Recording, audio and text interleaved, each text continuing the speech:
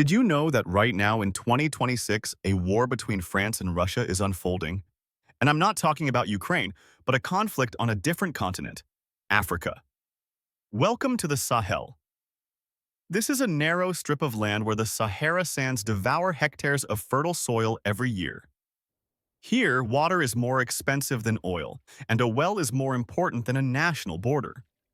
Although regular armies are not engaged in direct combat, this conflict directly impacts your electricity bills and global energy prices.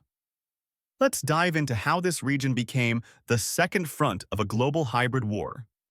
To understand the core of the issue, we must go back a century. France was a colonial superempire that for decades considered the West Sahel its sphere of influence. Even after decolonization, Paris maintained control through currency. The CFA franc, pegged to the euro, guaranteed stability for French companies. The franc is a shared currency of 14 African countries. It has a fixed exchange rate to the euro and is backed by France, providing stability while maintaining economic dependence on Paris. Paris also retained control over resources. The industrial giant Orano mined uranium in Niger for French nuclear power plants. In France, as of 2026, 19 nuclear power plants with 57 reactors are in operation, making France a world leader, with nuclear power accounting for over 70% of its energy. In fact, Niger remains a major global player in the uranium market, consistently ranking among the world's top 10 producers.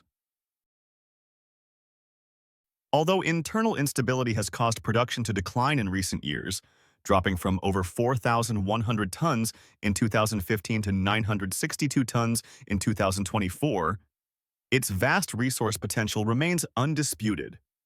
Meanwhile, Niger remains one of the poorest countries, where the majority of the population lives in darkness, without access to electricity.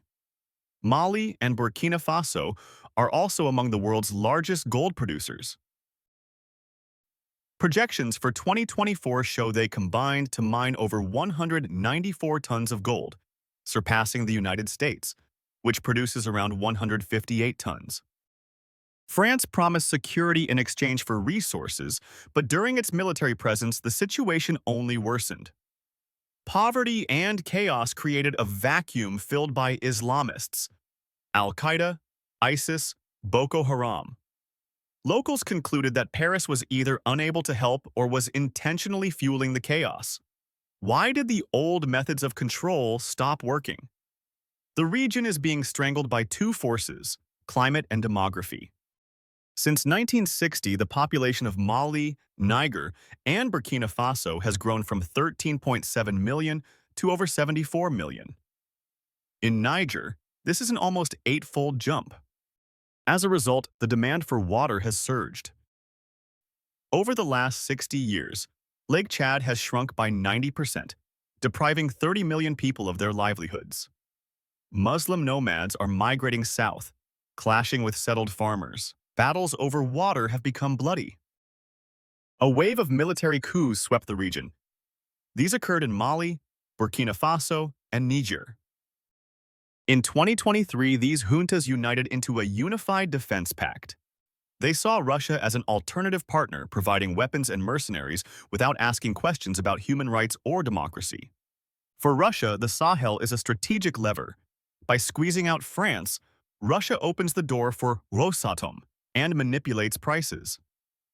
Look at the uranium price spikes according to investing.com. The largest jumps were recorded precisely when key events took place in the capital of Niger.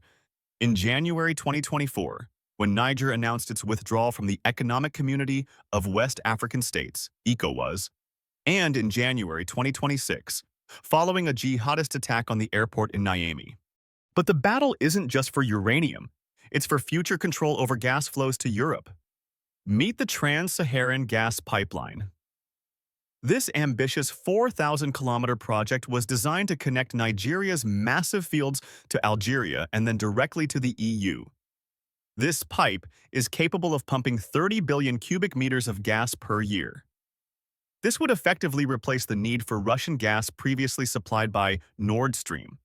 The route passes directly through Niger. No investor will pour billions into a pipeline that could be blown up by jihadists or nationalized by the next junta tomorrow.